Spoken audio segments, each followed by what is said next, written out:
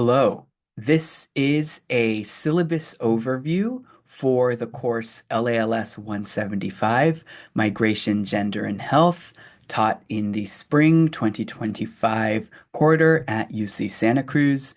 I'm Professor Justin Perez. I'm the instructor of record for this course this quarter, and this video is essentially going to provide you a general overview of the course, my expectations, the course requirements, and a general idea of the direction that we're going to go over the course of the next 10 weeks.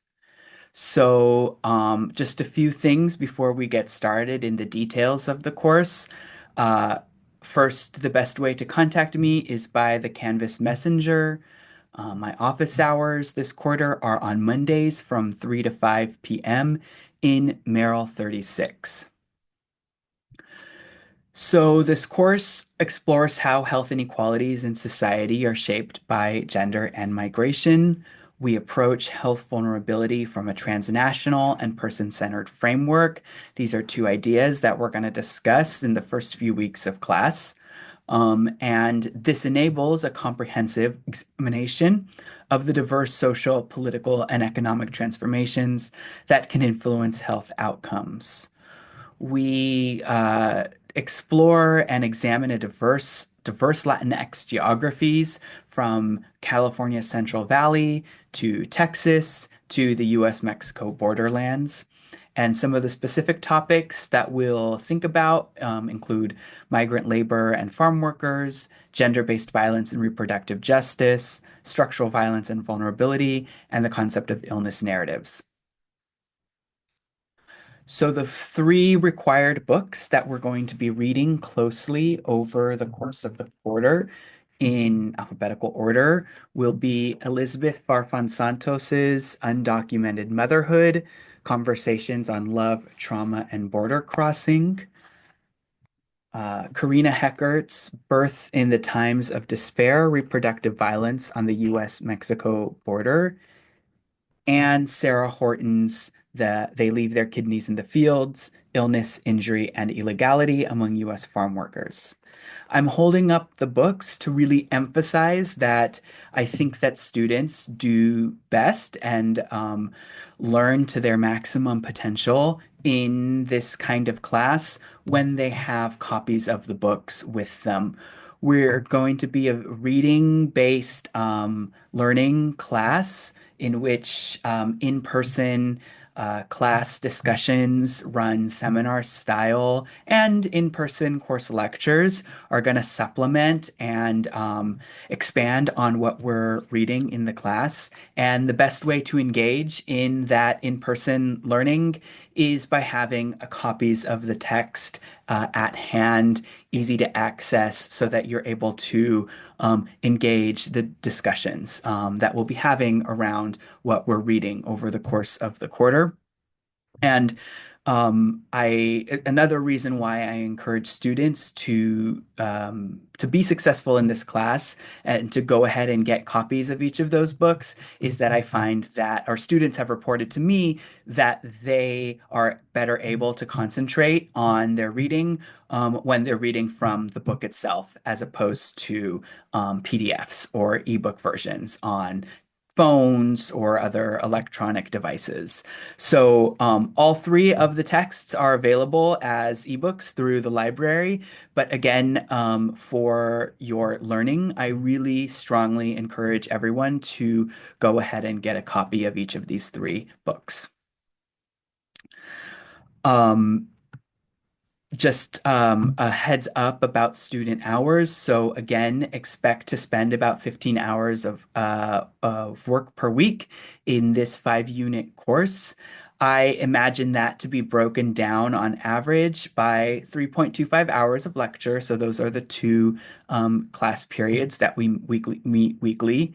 About 3 hours of written homework work and about 8.75 hours of reading a week. So again, this is a readings focused class. The reading is going to be really important because we're going to be writing and doing some research that's going to look like the kinds of readings that we're covering over the quarter. So just be prepared to read on average 30 to 50 pages per class session.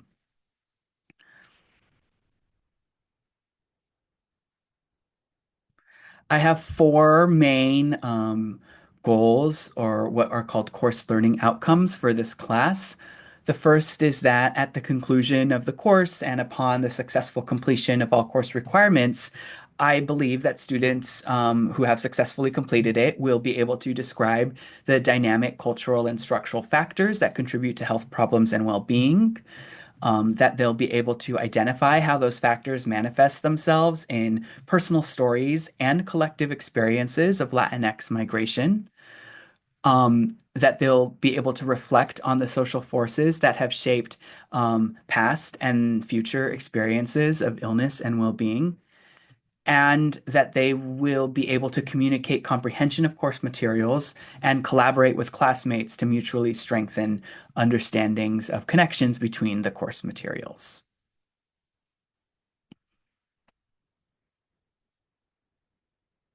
So after the course learning outcomes and program learning outcomes related to the Latin American Latino Studies major, the next section of the syllabus is the course requirements and grading. So these are all of the assignments and requirements that will be given over the course of the quarter.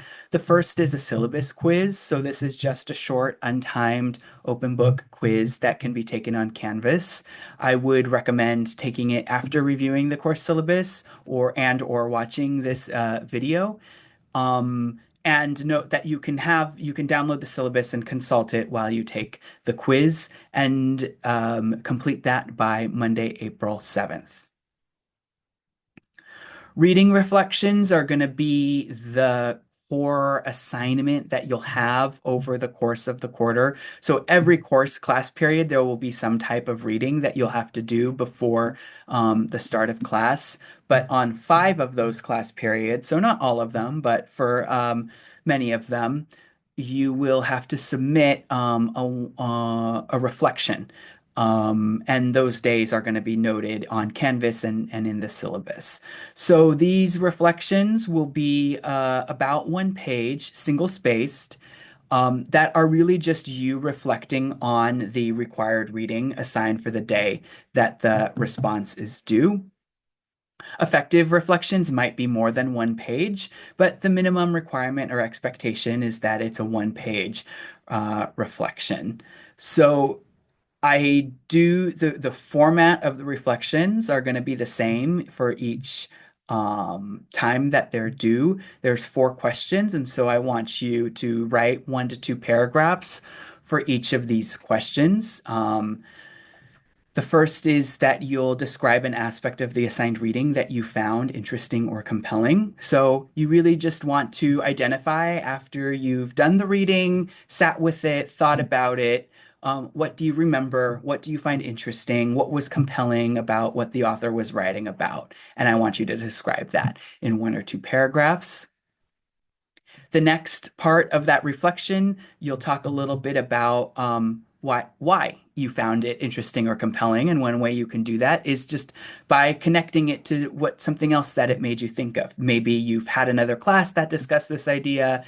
Maybe you had a personal life experience that reflected what was happening in the reading. Maybe you saw a movie and it made you think of something that you had seen before. Anything like that. You're really just trying to survey your own knowledge, existing knowledge, life experiences, something that you've learned in this class or another class, and connecting what you were reading to that. The third part is a 1 to 2 paragraph description of how you would explain this thing in the reading that you found interesting or compelling to a friend or a family member or someone that's not in the class. So you've thought about what's been interesting or compelling, you've connected it to something else, whether in the class or in your life. Now you're trying to think, this is an academic conceptual idea in the reading. How would I explain this idea in everyday language to someone who wasn't in the class? And then finally, you finish each reading reflection with merely just a statement or a few notes about what your reading habits looked like over the past week. So maybe you talk about how you scheduled time at the beginning of the week to do certain number of pages each day. Maybe you didn't keep up with the reading as well as you wanted, and you think about and consider some strategies to be more effective going forward. It's really just for you to help keep yourself accountable to the reading requirements of the course as we continue along with the quarter. These responses aren't meant to be comprehensive, so it's not like you're taking notes of everything that's discussed in the reading. It's really just an opportunity for you to find and identify and dwell on ideas that you're finding interesting or meaningful, and two, for you to honestly reflect on your progress in the reading and how well you're keeping up with the course requirements. So each of these responses will be evaluated using the same rubric. That rubric's going to be available on Canvas. Um, and you will also have access to sample reading responses. But again, this is going to be a kind of our core assignment over the quarter. And it's not to sort of be comprehensive about what we're reading, but really just to be reflecting on what we're finding interesting or what's drawing our attention in the readings that we have. You'll have a small assignment called a collaborative book review. This will all be done in class, and we'll talk a little bit about it later. But essentially, we're doing this small assignment about halfway through the class after we finish reading our first book, Sarah Horton's "They Leave Their Kidneys in the Field." Um, because there's so many great books that we could have read and I could have assigned in this class, particularly around migration, migrant farm workers, labor, and health. And we only have time for one in the quarter. So basically, what we're going to do is students will read the introduction and a chapter of some of these different books that would have worked just as well as the one that we are reading, and then discuss them with some other students who read those small sections of the books and talk about how they relate and engage to the book that we did start with and read, or else they leave their kidneys in the field. Again, that's going to be an in-class assignment. The reading you'll do as homework, but you'll work on that collaborative book review in class. Um, you'll have a midterm exam on Wednesday, April 30th. This will be done during the normally scheduled course period, but it will be conducted remotely and on Canvas. So you won't come to class. You'll be able to take it at home or at the library or wherever you feel like you'll be most effective for the exam. And it will cover the first half of course requirements. Again, the midterm will be taken during our course period on Wednesday, April 30th, but it will be done remotely and on Canvas. It will be open book and open note. So your reading responses, having a copy of the book, having your course notes taking good class notes, lecture notes, discussion notes will all be helpful for you in the process of preparing for the midterm. We have two other kind of smaller assignments over the quarter. One is going to be towards the end of the second half of the quarter, a short reading quiz taken remotely on Canvas during our normally scheduled class period on Wednesday, May 21st. And that reading quiz is going to cover the two other books that we're reading in the class, Heckert's Birth in Times of Despair and Farfan Santos's Undocumented Motherhood. We'll also have a short film reflection. So we're going to screen a film called La Teta Asustada, or as it's been translated into English, The Milk of Sorrow by Claudia Llosa, on Monday, June 2nd. But this is a film that deals with a lot of sensitive topics and themes. It discusses wartime violence, rape, obstetric violence, and generational trauma.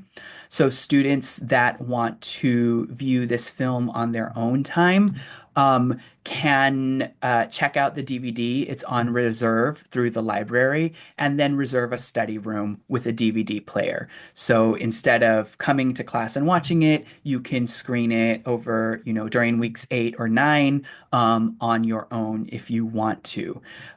We just were unable to get a streaming license for the film because it's not it's a Peruvian film, so this is the best way that I'm going to be able to accommodate students who want to kind of view it on their own instead of in the classroom. I'll give reminders too about that over as we get closer to the quarter. But then after we view the film, you'll write a reflection on the film, much like the reading responses, but it will be about the film, and that will be due on Wednesday, June 4th. So again, most of the assignments are these smaller written reflections or responses about the reading, the midterm, which is an exam, and then we have a final paper. And the final paper is going to be called an illness narrative or a narrative of illness, care, and or healing. And you'll think about a particular story in which gender and or migration played a role in the experience of an illness. Um, so this is going to be a key approach that we are seeing in all three of the books that we're reading over the quarter. All three authors use this approach of illness narratives or care narratives or healing narratives to think about this confluence of gender, health, and migration. And so for the final, you will be composing your own. We'll, of course, talk more about the requirements and think through how to carry out this research over the course of the quarter. You'll have a couple of different options. You can do an interview, you can do a personal reflection, or you can write one of these narratives based on a selected documentary. So we'll go through all of those options, of course, over the course of the quarter. You'll submit a proposal by Wednesday, May 14th, and then the final paper will be due Wednesday, June 11th by 10:30 p.m. And that's just the LALS 175's designated final time by the registrar. So here's the course grade breakdown of all the assignments. The class adds up to 100, so there's no need to calculate between percentage and whole numbers. If at any time you want to calculate what your grade in the class is, you'll just simply add up how many points have been assigned, how many points you've earned, and that will be your percentage. It's just sometimes the Canvas grade book doesn't always calculate percentages right. So I encourage you at any point over the quarter, if you're trying to figure out what your grade is, to use that method. And obviously, let me know if you have any questions. But that will also be a way for you to assess at different points of the course where you're at and what kind of grades you seek, depending on what final grade you desire in the class. Here's my grading scale. Note that C is 70 to 76 and C plus 77 to 79. So I don't have a C minus in my letter grade scale. And then if you're taking the class pass, no pass, a pass is 70 to 100 and no pass is 0 to 69. So, communication policies. Again, I will be holding office hours from 3 to 5 in Merrill 36. You're welcome to come and chat about your progress in the class at any time over the quarter. The best way to contact me is actually through Canvas messaging. I get a lot of emails and I'm teaching multiple classes, so sometimes it's hard to know what class an email is referring to. And so so that your email doesn't get buried, the best way is just to send me a Canvas message. That way I see it's a student message and I'll be able to see what class it's referring to. And if you send over Canvas message, I can get a response in at least 24 hours during the week. One thing that I just want students to have the habit of generally is to practice professional communication, even on Canvas Message, but especially for all your emails. So I would expect that you begin each message with a professional form of address, what's called a salutation, like Dear Professor Perez, and conclude with what's called a valediction, which is like sincerely or best or whatever, comma, and then your name. Um, I, of course, will provide feedback on your work through SpeedGrader in Canvas. So if you don't know how to access and see a rubric on Canvas, your work's all going to be graded on rubrics. You can click on these links in the Word doc version of the syllabus to see how those rubrics. But the rubrics for the assignments are all going to be up and available on Canvas for you to see. And the rubrics for the reading responses will stay the same over the course of the quarter.